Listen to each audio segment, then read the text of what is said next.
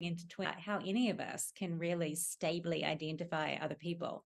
There are a bunch of psychopathological syndromes where people suddenly see, they have a hallucination where they think that they're seeing not their beloved family member, but some kind of imposter or double. So there are parts of the human mind that get very anxious when they can't be sure they can pin someone down. So twins set that off. So, because your background is in philosophy, what does the philosophical record say about twins in mythology? Yeah, well, I'm not sure about this, but I think this might be the first book on twins by a philosopher. There's a lot of books out there by psychologists, scientists who use twins to study genetics, the effects of our biology and our environment on our behavior and features. So scientists, psychologists, literary theorists talk about the doppelganger kind of trope in literature. So a bunch of different sociologists, anthropologists. I don't think any philosopher has done it. So it's kind of my niche, I guess. It never occurred to me to think about it as a philosopher until a few years ago. And then suddenly I thought, oh, this is actually a philosophically really rich area. Questions about personal identity, free will, the nature of love, and also justice get a nice kind of, vivid treatment when you look at them through the twin lens, if you like. And in film and in art, this fascination with the mirror has always been this is the psychological soul, or this is the philosophical soul, or looking back at you, a kind of mystery of, because it's not an exact image of yourself when you're looking in the mirror. It's a Right. reverse image. Yeah, we were talking earlier about the way that twins are often treated as the same person. But there's this other tendency to treat twins as, you might say, as inversions of each other. So they get positioned at two different ends of a binary, like the good twin and the evil twin, or the nerd and the athlete, or the introvert and the extrovert, which was the case in my twinship. So there's a sense that twins have to be sort of pinned down at both ends of a polarity. So you see that kind of mirroring in a lot of films or novels about twins. So it's either emerging or else a very, very distinct, stark binary. You experienced some physical difficulties as twins. You want to talk a little bit about that, and why has that? It's predisposed. What am I want to say? Predisposed for those kinds of physical problems that you have, both of you. Yeah, so my sister and I have a skeletal disability. So our skeletons are more fragile than average. So we were prone to many fractures when we were kids. It sort of calmed down a bit when we reached puberty, but we had many, many fractures. And one of the features of this book is I tried to talk about the ways that our discourses around twins track or kind of parallel our discourses about other minority groups. Twins aren't a social minority in the political sense, but they're a numerical minority, right? And it's interesting. Twins are sort of physically unusual, the way that people with disabilities are. So that's one way in which there's a kind of parallel. And some of the anxieties people have about disabled bodies transfer to anxieties about twins too. I think a lot of the time people are worried about disability because they see it as a kind of lack of control over their own body, right? It frightens them in that way. And twins too, when they act in these ways that are kind of merged, the boundaries between two bodies seem somehow porous, it can set off similar kinds of concerns. But for me and Julia, we both had this problem growing up, and it was really great having someone around to do it with, if you like. It was very helpful to be going through that together, as well as going through the experience of being a twin together. Now, the differences between male twins and female twins, you talk a little bit about gender identification and how that kind of affects your own personal life and how it affects sort of how society views the male twin versus the female twin. Yeah, right. So, just as I think some of the ways we talk about disabled people track the ways we talk about twins, some of the ways we talk about women track the way we talk about twins. So, twins get objectified in ways similar to way women do, especially, young, attractive women, conventionally attractive women. It doesn't result in oppression in the same way, but people are very focused on twins' physical similarities. They tend to ignore what's going on internally, and they treat twins interchangeable. And you see that same sort of attitude playing out with women. So when you're walking down the street as a twin, people will just routinely stop you and your sibling, and point out various features like, oh, your nose is, pointier than hers. So there's this kind of invasive quality to people's attention to our physical surfaces, which does remind me of the attitudes and sort of behavior people have around women. And there's, when you put those two together, my sister likes to call it twin intersectionality. When there's an intersection between twinhood and another group, you get some kind of very nasty sort of sexualizing and fetishizing of female identical twins. So those two things are kind of, in a way, dynamite if you put them in the same package. When I started teaching about 30 years ago, I actually was in the front of two different classes where there were twins. One class had twins in the class, and I remember they would sometimes play games with me. I can't even Did tell you do that? It's terrible. I'm sorry that happened to you. No, yeah, we never did it. When I look back now, I mean, we could have done it, but we never felt like we looked similar enough. Because to ourselves, well, of course we look different. But when I look at the photos, it was a missed opportunity. We could definitely have played some tricks we didn't play. And I don't think I've had the experience with having twins at the same in the same sections or the same, they would always manage to give them other teachers, but I remember seeing one in the hallway and going up to this young lady and saying, Andrea, and she'd look at me and she'd go, no, I'm Amy. Like, okay. Yeah. Yeah, there's Yeah. a lot of non-identical twins around now.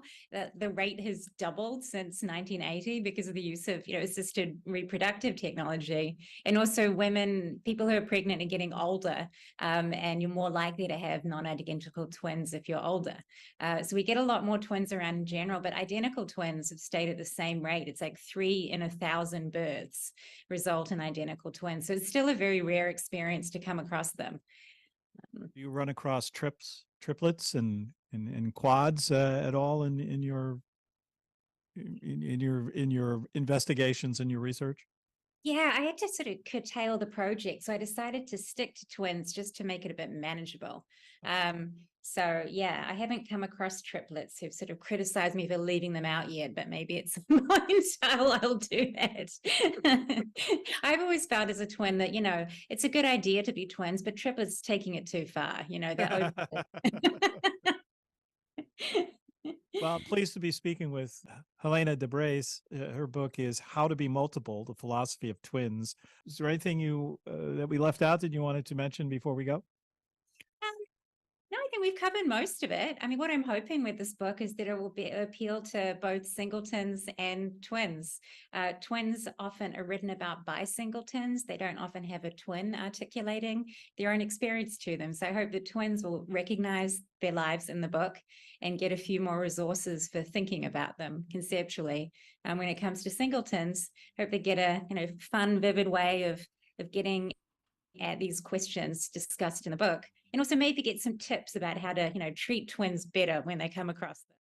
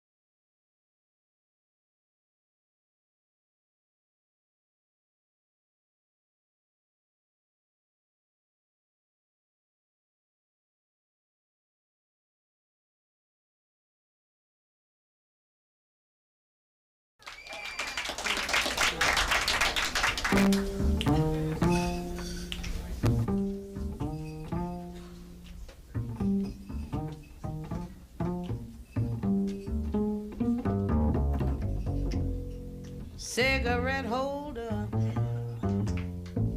which wigs him over her shoulder, she digs him out, catting that satin dog.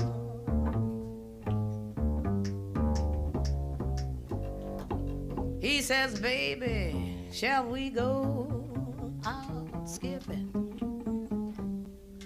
Careful, amigo, you are flipping. Speaks Latin, that satin dog. Say she's nobody's fool, so he's playing it cool as can be. Oh, tell him about it, baby. He'll give it a whirl, but he ain't for no girl catching he. Switcheroonie, telephone numbers, well, you know he's doing his rumbas with Uno. And that here's satin dog. Joe Pass.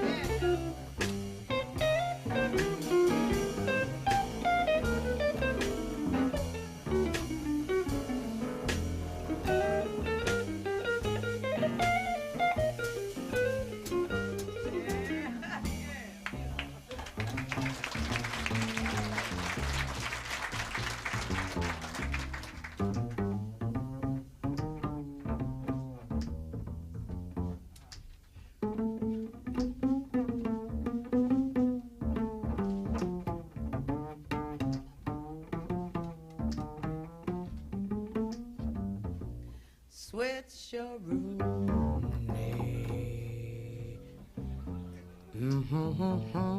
Telephone numbers, well, you know he's doing his rumbas with a Uno. And that is satin dog.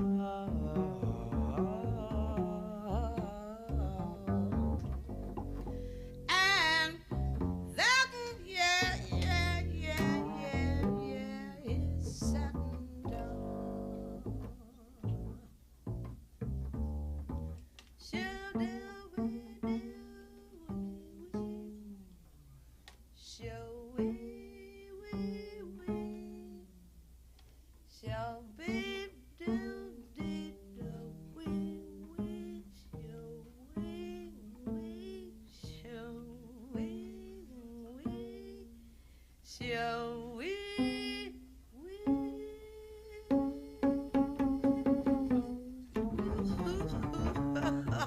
yeah.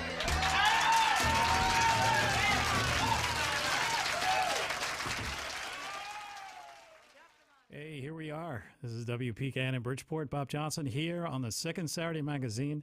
I'm sitting along with Dave Golden, Emma Primes, who are sitting in the background working on YouTube Live. And I have a special guest, Grammy nominated. We just learned this yesterday. Nicole Zuraitis is here, and she is, let's see, number 14 on the Jazz Week charts. I would have probably said number 4, but spinning 14, on 4, 5. WBGO and Sirius XM, September 4th release with McBride and company at Birdland, ready to rock in this fab review from All About Jazz. And here she is. According to, was this Dan? No. Who said, it was Dan Bilowski. Yeah. Supreme talent, a poetess, and purely expressive artist like no other. Can you imagine? First-rate songwriter, powerhouse vocalist, and grade-A pianist. Proves to be an expert cardiographer, mapping out every detailed nuance and shade of emotion surrounding the arc of a relationship. Welcome, Nicole. How are you? Hey, Bob. Thank you so much. I'm great. Hey, you just heard about this nomination yesterday, as many artists have. The nominations came out. Yeah, 24 hours ago, my life kind of just went whoop. It's been a good 24 hours, that's for sure. So what was the feeling in your stomach like? Well, it's strange because this is the second time that I've been nominated for a Grammy, but for this one, it's for the Best Jazz Vocal Album. And the feeling in my stomach as they were reading... they were reading the nominees for Best Jazz Vocal Album, and I'm watching it with my husband Dan. It's Patty Austin, then it's Gretchen Parlato, Leonela Weke, Esperanza Spalding, Fred Hirsch, Cecile McLaurin Sylvain, and my stomach went right down to the toilet. And then it said my name. And I was like, you gotta be kidding me. This is crazy. Well, yeah, it's quite the feeling. Congratulations. Nicole's here to play live here in the studio at WPKN in Bridgeport. And she's ready to go. She has a keyboard. We're up on YouTube Live if you're interested. It'll be up there for a little while, YouTube Live. Thanks to Dave, who is running the controls back there, and Emma. Really appreciate the help today on the show. So let's go right into a tune. What do you think? I love that idea. Let's do that. I feel like I should play Two Fish. Okay. Two Fish is a tune from my record, How Love Begins, and it's actually a poem that I took from Dalia Robikovic, a Hebrew poem, and I had it translated to English, and then I poetically translated it to surprise my husband Dan at our wedding, and it's called Shnei Dagim, or Two Fish. So this song, I can also sing a cappella if we need. You guys can hear it. Oh, there we go. Now I got it. Yeah, it's funny. I'll take a lot more volume.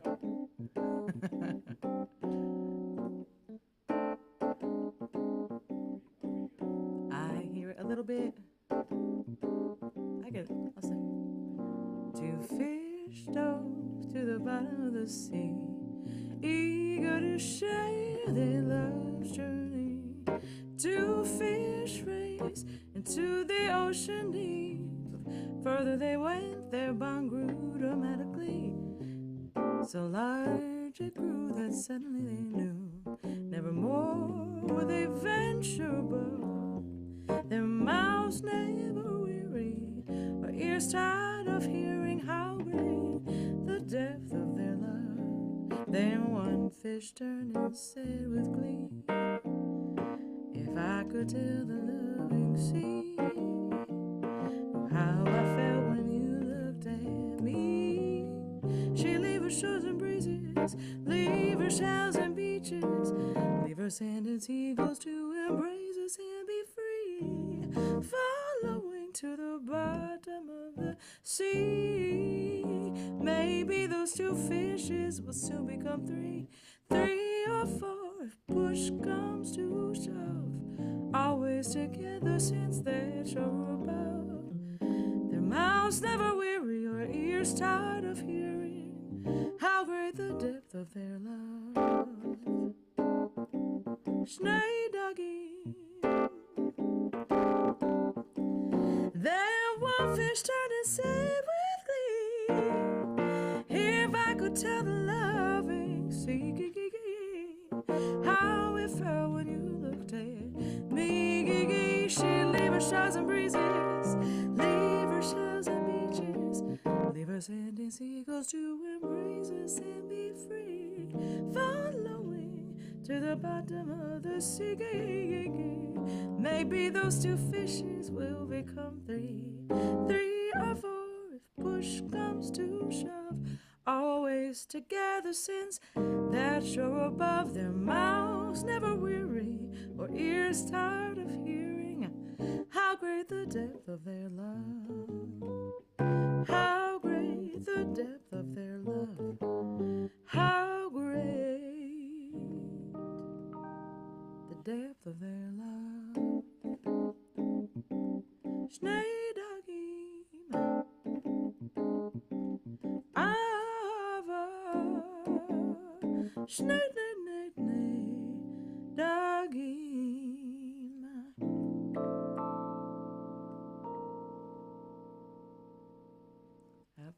Fantastico.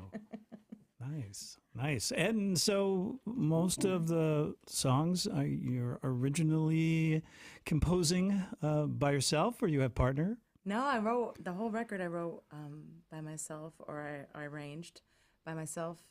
And sometimes I'll take poems and set them to music, or I took a Debussy piece and I changed the lyrics and popped an arrangement. And every time Debussy hears it from his grave, he probably rolls. it's very jazzy. So Debussy was a jazz, aficionado. Yeah. We didn't know this. I know, but I mean, the harmonies in Debussy are so like beyond and so stunning and amazing. And, you can hear. Well, that's the fascination that I always had with jazz, is that these are complex chord arrangements, and the voicings are different each time that a composer will sit down at the piano, and their influences are from everywhere, right? For sure. I actually love taking songs that are not generally considered jazz and putting an arrangement on them, as long as you don't change the melody, because the melody is the thing that makes the song itself. And a lot of jazz artists, I notice, will take songs and arrange them and change the harmony and the melody. I'm like, that's not really an arrangement. That's kind of like a new take. But my husband, Dan, and I arranged Dolly Parton's Jolene for our 9-piece ensemble, the Dan Pugash Nonette +1. And that arrangement with, 6 horns, rhythm section, and me singing, that also had the Grammy nomination in 2019. So I love taking songs and just kind of flipping them around.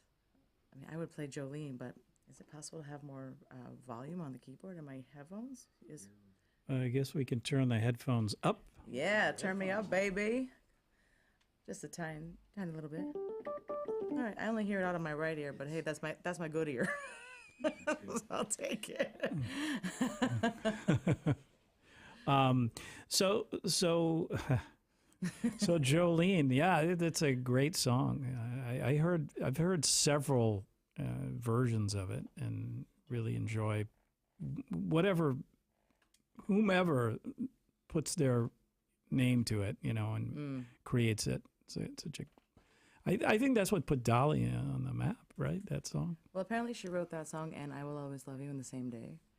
I don't know if that's an urban legend or a myth, but whatever it is, it's epic, and I want to believe that it's true because Dolly Parton is incredible, and she was such. Speaking of ahead of her time, Dolly Parton really, for what it's worth, when I was growing up, people would look at her and say, "Wow, she's just a big old blonde, she's just a beautiful blonde, blah blah blah blah blah." Put all these stereotypes, and the older I got, and the more I've delved into her category, her catalog, I realized like what an influential person she is as both an artist, as someone who raises money, who stands for something. She's incredible.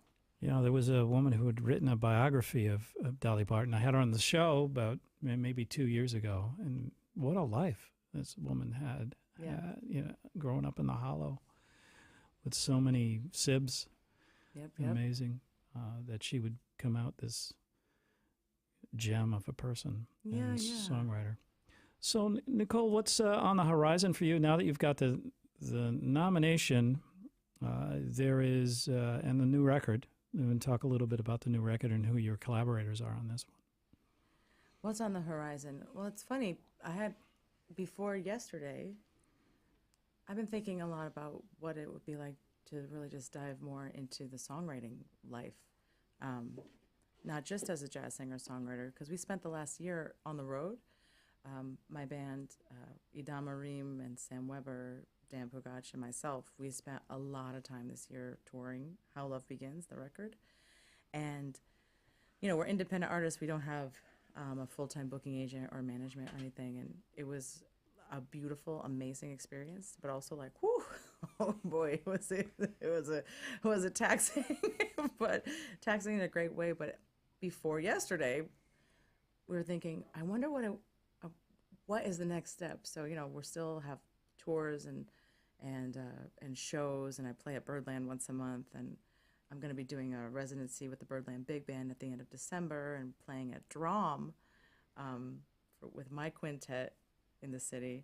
But then, after the Grammys, we already have all these like little tours lined up, and hopefully we'll hit the festival circuit harder now. But I'm really interested in co-writing and kind of getting into the behind-the-scenes songwriter world, as opposed to just the band leader world. I love being a band leader, and I love performing more than anything. I'm the most comfortable on stage. Otherwise, I'm pretty frazzled. when I'm on stage, I'm like the most comfortable person ever. But when I'm, I like being there better than I like to be off. That's for sure. All right. So when is the Birdland? When does that happen? What day of the week? That's once a month on Fridays with the Birdland Big Band. And nice. Then in January, I'm there every Saturday. Wow. With my group at 5:30. Oh, Yeah. Sweet. That's a good time for me. I'm old. Come on, get out of here, Bob. I'm bringing you. You know what? Because I live in West Haven now. Okay. So I'll grab you, 95, whoop, pop right off. All right. Okay. Pop you in the Jeep. Let's go. All right. So how about another one? Yeah, sure. Let's see here. I'm going to do two songs in one. Okay. A medley. A medley. As they say. Just because we were just talking about how I like to take songs and kind of flip them a little bit, but I also love to songwrite. So this first song is called 20 Seconds. It's from How Love Begins.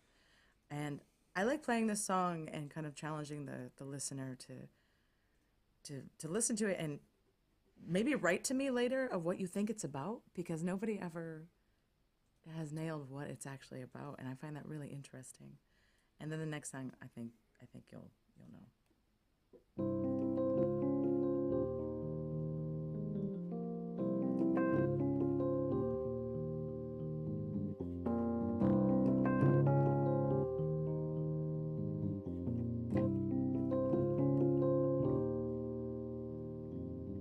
Alarm bells ring a warning sound as I'm lifted off the ground,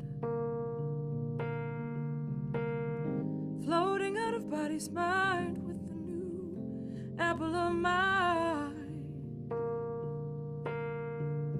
the sweetest nectar of a peel is that itself a poison needle, breaking us so we finally feel. 20 seconds till the gasoline has caught up to the fire. 20 seconds till reality is mixed up with desire. Less than a minute to make the wrong decisions. Cloudy inhibition, shrouded in suspicion, and the only trick constant is time.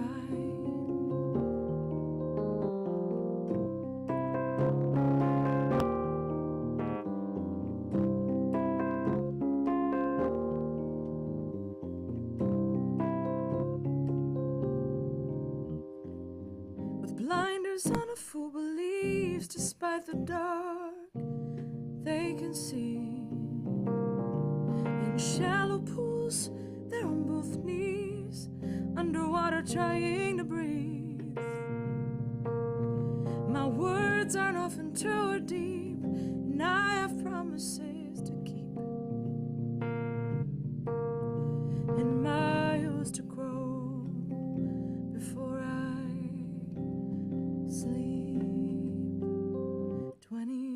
seconds till the gasoline is caught up to the fire.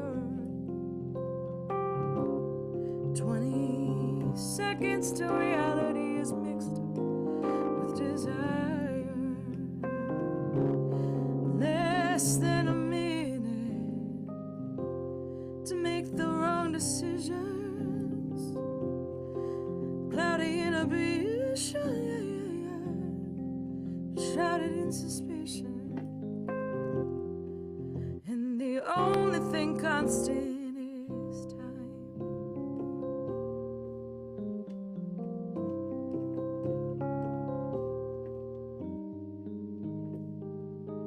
Seconds out the window. Seasons prove that everything grows old. 20 seconds out the window.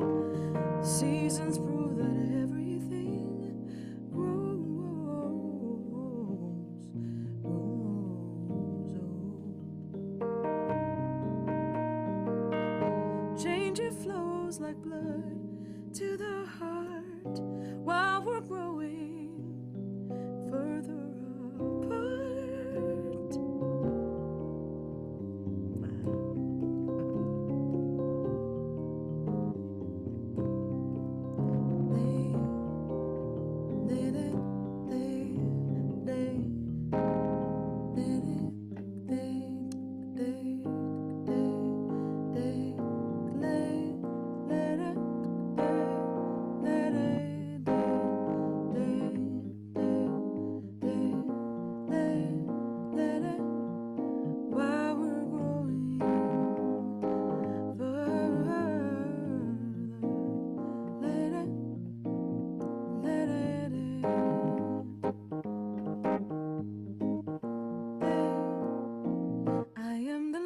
For the county, and I've died the distant road, searching for the son of another overload. I hear you singing through the wire, I can feel you through the wire, and the Wichita line man is still on the line.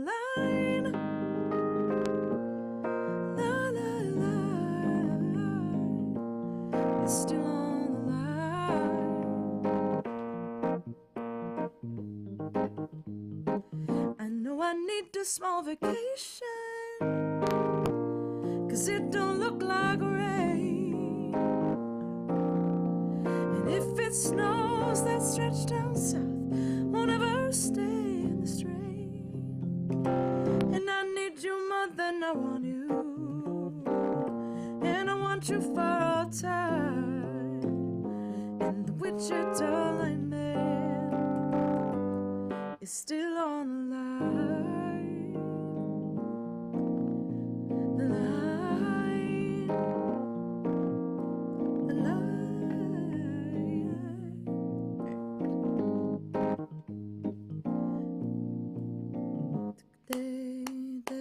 Look at day, do, do, day, so do, do, do, do, do, do, do, so do, do, do, do, do, so do, do, do, do, do, do, do, do, do. Sumbo dan do do den do do de be do de len de de. Sumbo ben de bu be do de do de. So do de do de do de do de do de. So do so do de do do de. So do de do bu be. So be do bu be de. So de bu be de do. So de do ya do do do. So da da do. I am the lineman for the county, and I drive the distant road. Being drums and piano there. Searching for the son of another overload. I hear you singing through the wire, I can feel you through the wire. And the Wichita line man is still on the line. Is still on the line. Is still on the line.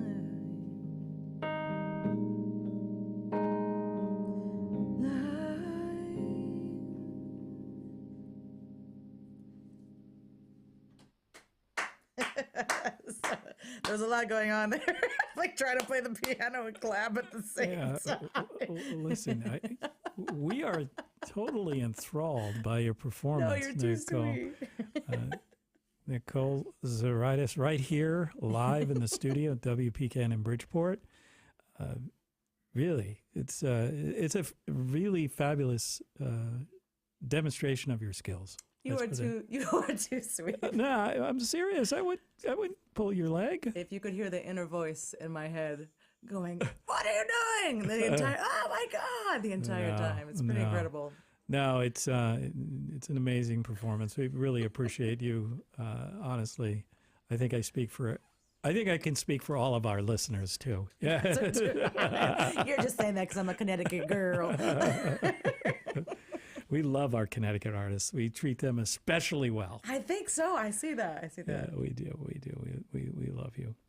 So, all right. So, what else we got in there ready to do with your band? Who are the members of your band? You didn't mention them. Yeah. Did you really not mention your band yet? No, I mentioned the band I toured with, not the band on the record. Oh, okay. But I will say that the band that I toured with is my band.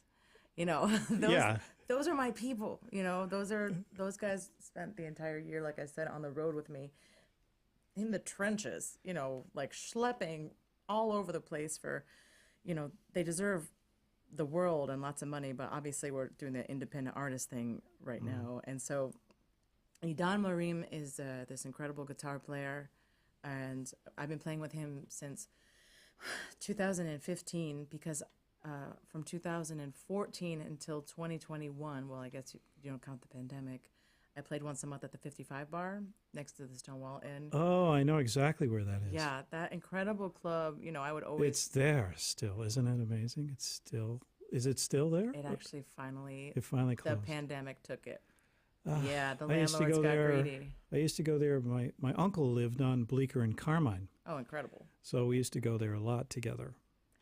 Yeah, the 55 Bar was this incredible place for me and for so many other artists because I would play every second Thursday from 7 to 9, and there was no, I guess they didn't put a cap on what jazz was or blues to them. So you could play whatever you want, and it was always packed, full of tourists, and also New Yorkers and musicians alike. And so for 7 years, I kind of just played all this original music. It kind of leaned prog rock sometimes, and then it would be pop, and then it would be blues, and then it was straight ahead jazz. And I did my Generations of Her project, and then Dan. Like I said, Dan Pugac, we would bring the Nanette there, and we would perform with the Nanette once a month. And then we brought a big band, and we played in this little club, and like the ceilings were tumbling down, and you walk downstairs, and the big band took up half the room, and then the rest of the room was packed as well. And you were pretty sure you were like breathing in black mold. But it was just like such an incredible place. And but back to Idan, Idan Marim and I, we started playing there with Dan for many, many years at the 55 Bar. And then Sam Weber is my bass player that's been touring with me. And he and I met playing in church up in Fort Washington. We played, a bunch of church gigs together over the last, again, like 7 or 8 years. And then after the pandemic, I said, I just made this record with Christian, started working with Christian McBride to make How Love Begins. And I was like, I'm pretty sure Christian McBride's not going to come.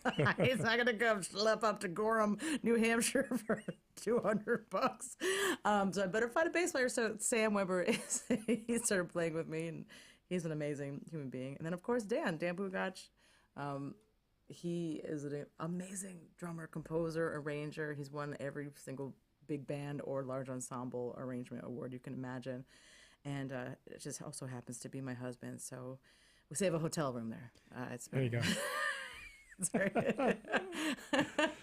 So in that series of pre-interview questions that I gave you, we talked about you growing up in a non-musical family. What was that like? It's funny. I loved when we were talking about that before, because you said that oftentimes people do come from musical families that you yeah, have, right? A lot of times with the musicians that I'll interview here, they have those influences, you know, mom and dad or a brother and sister. There's always like this solid musical framework. No, like for me, not at all. But there was definitely a love of music, which maybe is why I'm so in tune to an audience. It's because, you know, my parents, they would, wherever we would go, there was always music playing. So like my dad loved to play Van Halen. He would play like 95.1 24 hours a day. So I was like full blown rock. And then my mom, WPLR. yeah, exactly. And then my mom was more like, she would kind of lean into like Blood, Sweat, and Tears, but also was kind of down with musical theater sometimes, or, you know, and so I kind of had both sides of the gamut. And no matter what, when I was old enough, well, actually, my mom told me the story yesterday. She said, I knew that you had musical abilities, even though I don't have any musical abilities, because the radio was playing and you were and you were in one of those bouncy seats and you were bouncing to the beat. And every time it wasn't like an accident. And I said, that's so interesting. And she said, yeah, you used to harmonize to Zippity Doo Dah. So like, even though neither of my parents are musicians, they were able to be like, that's something that should be, explored. And then when I got to school, you know, we were living in Bantam, Connecticut, before Bantam was Arethusa and super cool. We were in Bantam there, and then I was going to like Little Brick and stuff in Litchfield, Connecticut, and they were like, "Oh, your kid is gifted in music," and so I was very fortunate that they were like, "Oh yeah, she's gifted in music," and from there, you know, I got to do all the different, you know, arts programs that were provided at school, and then the way I got into jazz was through the Litchfield Jazz Camp in Litchfield. And so it had just been it was its, I don't know, second year or something. And my parents were like, oh, there's a jazz camp. I was 13. I was wearing soccer shorts. I was a strange egg. I was excelling in sports, but I loved music. And they're like, do you want to go play trombone at a jazz camp? And I was like, yes. And then, of course, I didn't actually like going to jazz camp, because I was like, why is everyone taking a solo for 45 minutes?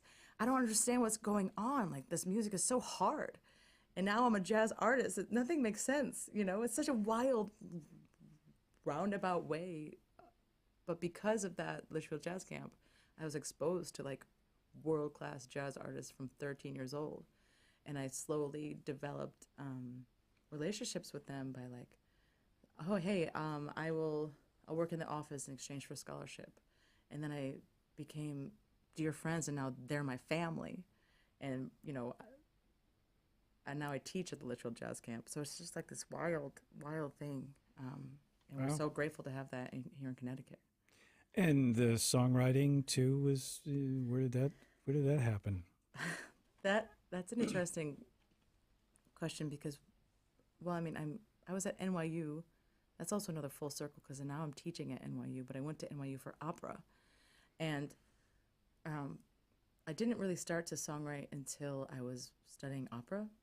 And I think because classical music it's so freeing, but also very confining for certain types of personalities. So for me, I never took piano lessons because I just played by ear. I was like, why am I taking piano lessons? Why are you making me read that if I can just play it and I hear it? And in retrospect, I really wish that I took those piano lessons. It would make my life a lot easier. But, you know, I was singing classical music because I had a wonderful vocal instructor, Laura Mashburn, here in Connecticut. And being like confined by what is right or wrong in opera, I was like kind of leaning towards singing Carole King in the practice rooms. And then I started to like write terrible songs, but I wrote them. And I was like, wait, I wrote that. That's so weird. Like, it's not very good, but it came out of my brain and now it exists. That's so strange. And then when I put opera away and spent like 2 years floundering, wondering what the heck I'm going to do with my life, I started to write more. And then I started to really lean into playing the piano, mostly because everything was so expensive. I was like, if I want to play gigs, I don't have to pay another person if I can just play for myself. There you go. You know, it's like a survivalist mentality. Nicole Zuraitis is here in the studio live at WPKN in Bridgeport. Thanks a lot for tuning in. Thanks a lot for bringing your music in. One or two more? I would love to. I should probably play stuff from How Love Begins. The record album, How Love Begins. Oh my goodness. Nicole Zuraitis, check it out. Let me do interesting.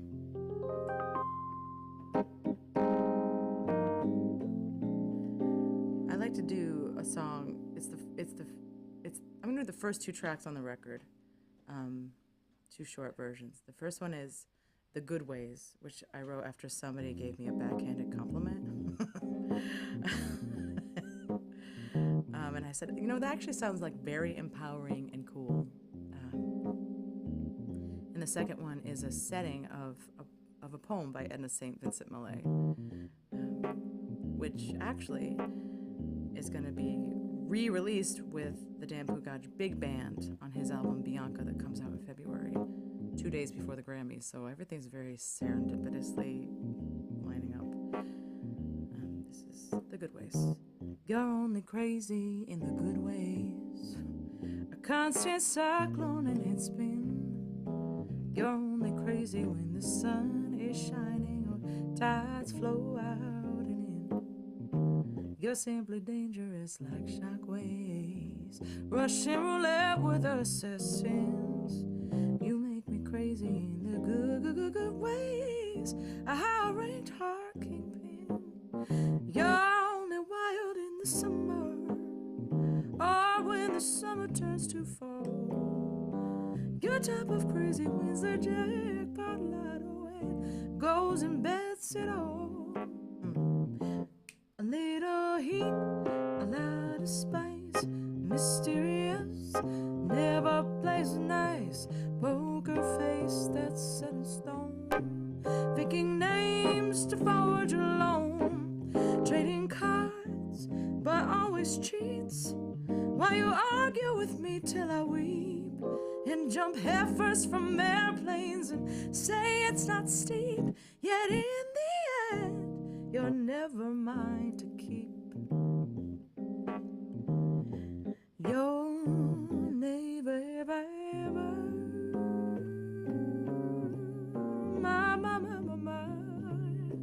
my la de do so la de say de bon don't go la de sa do la do de so blue de ba ba ba sabo de here do de sabo de here de sit it say ba de so be ba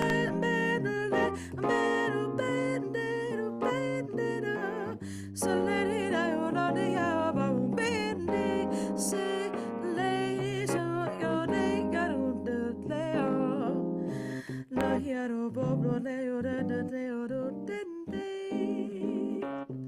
a little heat, a lot of spice, mysterious, never plays nice. Poker face that's set in stone, picking names to forge alone, trading cards but always cheats. While you argue with me till I weep and jump head first from airplanes and say it's not steep, yet in the end you're never mine to keep.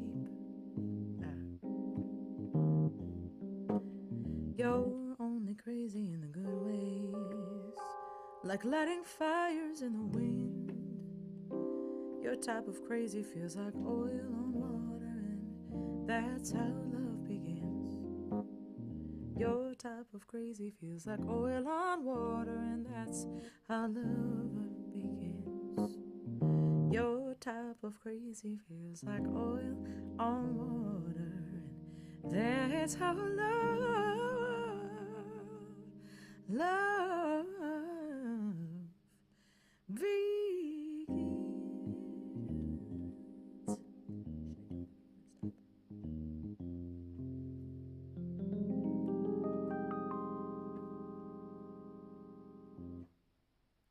We have time to talk, but I just and then you can do one more. Perfect.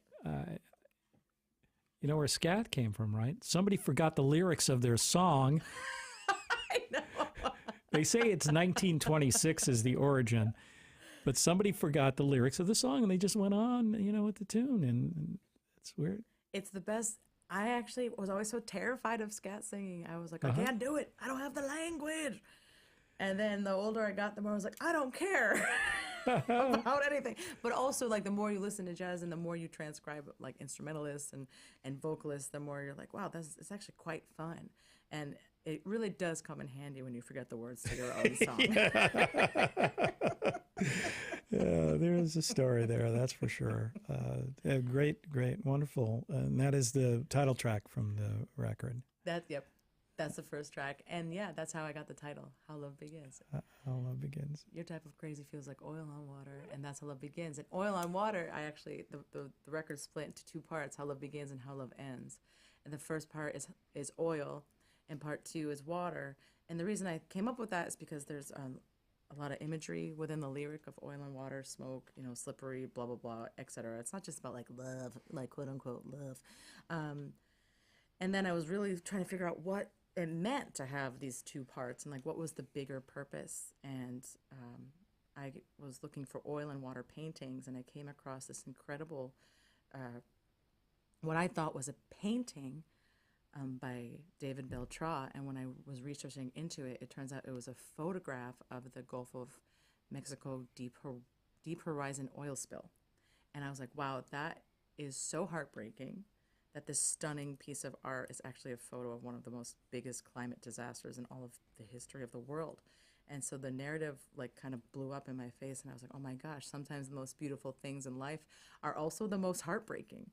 And I was like, that's what love is to me. It's like cyclical. And so in July, I did a benefit for SaveTheSound.org at Park City Music Hall. We raised money. We did a beach cleanup. We did an all-female identifying artist lineup in order to, bring attention to this incredible organization, SaveTheSound.org. And, I hope to actually do more of that, maybe create a sustainable jazz festival in West Haven to, That'd be fabulous. Let us know, because we'll PKN will help. You guys do we'll all pull the it together. best things. Yeah, everybody knows WPKN. It's such an honor to be here, honestly. It's an honor to have you here. It's a privilege, really. Thanks I really for letting me come appreciate in all frazzled. I'm like, how am I here? Oh my goodness. flummoxed and flazzled. Flummoxed and flazzled and Grammy schmammy. Like, I don't even know, but here we are. Save the sound. Yeah, really. All right. So Nicole, you said one more, and then right? Yeah, do one yeah. more, and then we'll call it an afternoon. I love it. Maybe I won't do travel. Maybe I will do travel. Yeah, I'll do travel.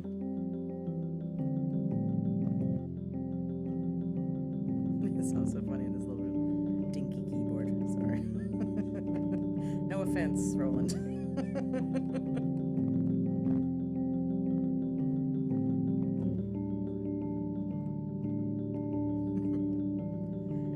The railroad track is miles away. The day is loud with voices speaking. Yet there isn't a train that goes by all day, but I hear its whistle shrieking.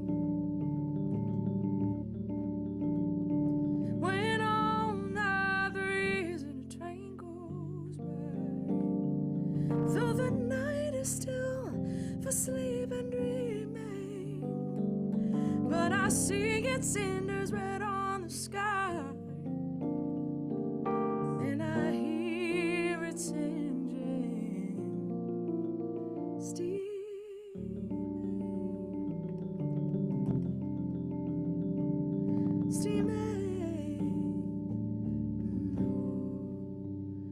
When my heart is full with the friends that I make, and better friends will not be knowing.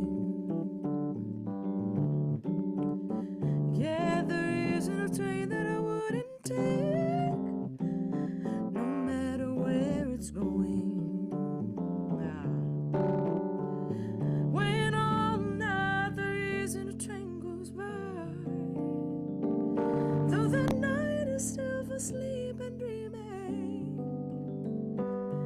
I see its cinders red on the sky, and I hear its engine steaming.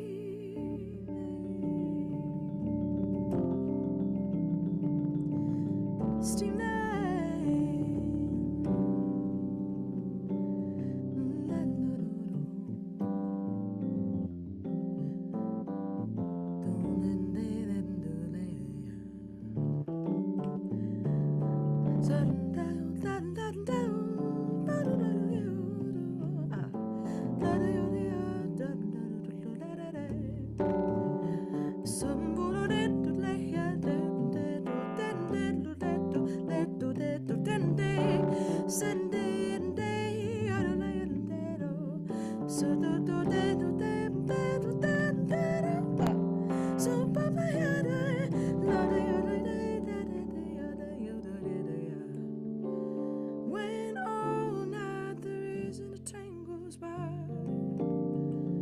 though the night is still for sleep and dreaming, but I hear its cinders red on the sky, and I hear its engine. Oh, I hear its engine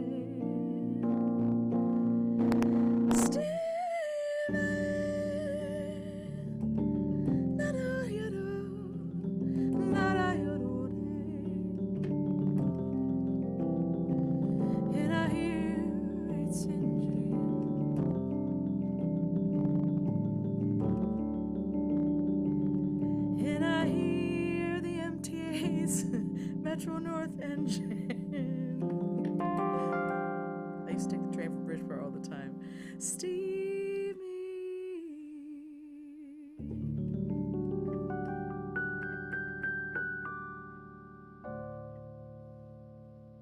So crazy to be here. WPKN, baby.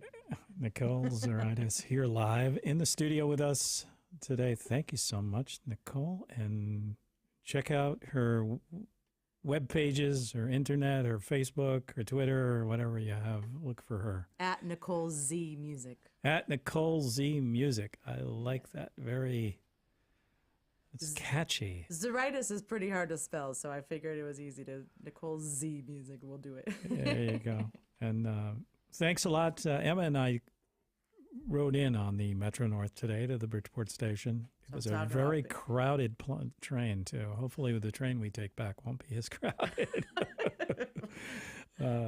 Thanks, Emma Primes, for helping us in the tech.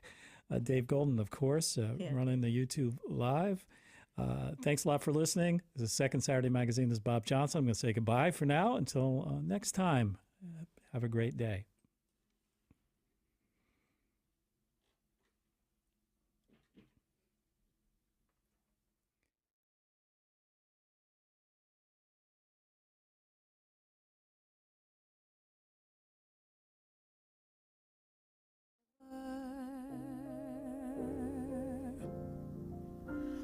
Or I'll never fall in love.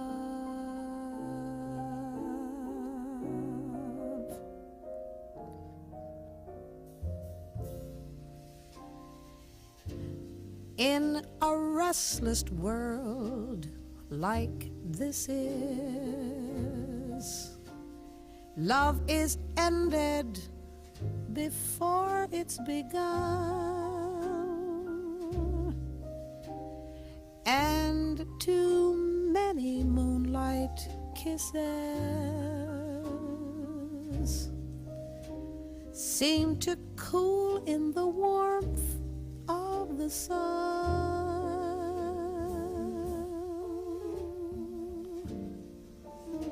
When I give my heart,